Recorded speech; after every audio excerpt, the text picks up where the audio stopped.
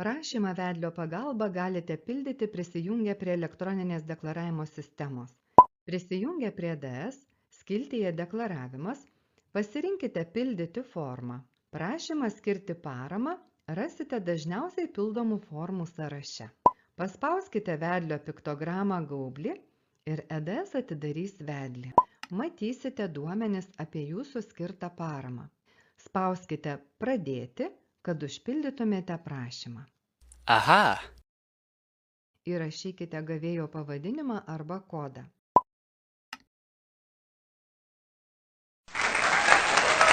Spauskite Tęsti.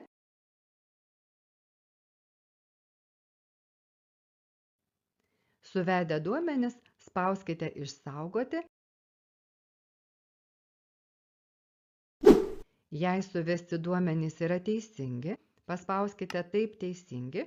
Norėdami pateikti prašymą, spauskite Pateikti.